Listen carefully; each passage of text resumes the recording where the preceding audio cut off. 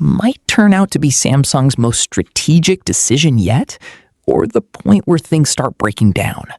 Both can be true at once. New leaks suggest the Galaxy S27 lineup is heading in a very different direction, and once you see the pattern, it's hard to ignore where this could lead.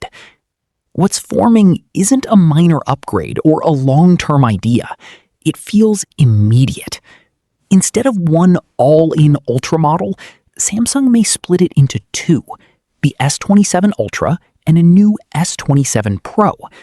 On the surface, it sounds like progress, more choice, more flexibility, but the deeper you go, the more complex it becomes. The S27 Pro doesn't look like a stripped-down option. It's closer to a near-flagship Ultra, just without the S Pen. Performance stays high, the design remains premium, and the cameras are very close. Remove that one feature, and it raises a serious question that changes everything. If the S Pen is gone, what truly defines the Ultra anymore?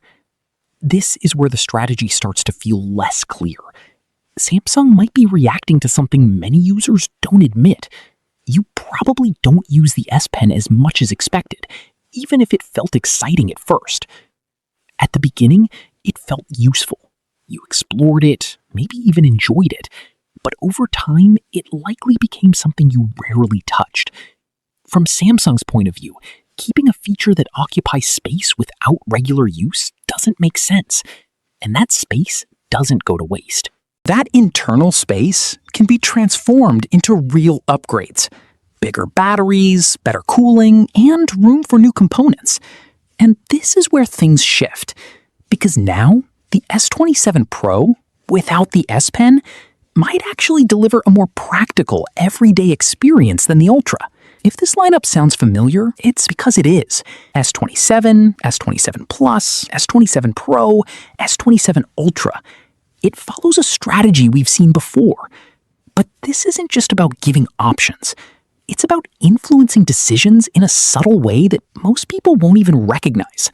Place the Pro just under the Ultra in pricing, close enough to feel like a smarter deal, but high enough to stretch your budget. It's a precise balance, and if Samsung miscalculates even slightly, the entire structure could break down faster than expected. The S Pen and magnetic systems don't work well together. Samsung has tried, and it hasn't been seamless. So it becomes a decision, keep the S Pen or move forward. And if the Pro succeeds without it, that sends a strong signal about what users really value. At the same time, performance keeps pushing forward. New chipsets, updated Snapdragon versions, more power and efficiency. On paper, it sounds impressive, but it also raises a different question. Why is this level of performance even necessary now? Your phone is already fast. Apps open instantly, games run smoothly, everything works. So it's no longer about improvement, it's about purpose. The same applies to RAM and future-proofing. Most users aren't even using their phone's full potential today. Meanwhile, there's a quieter shift happening.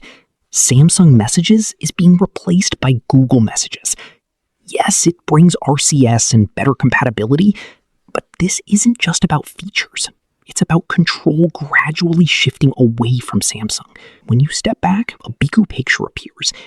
A new lineup structure, uncertainty around the S Pen, core apps moving to Google, and hardware that exceeds most needs. This isn't random. It's a transition happening in real time. Samsung is testing what truly matters and what can be removed without resistance. The Galaxy S27 lineup could define that future.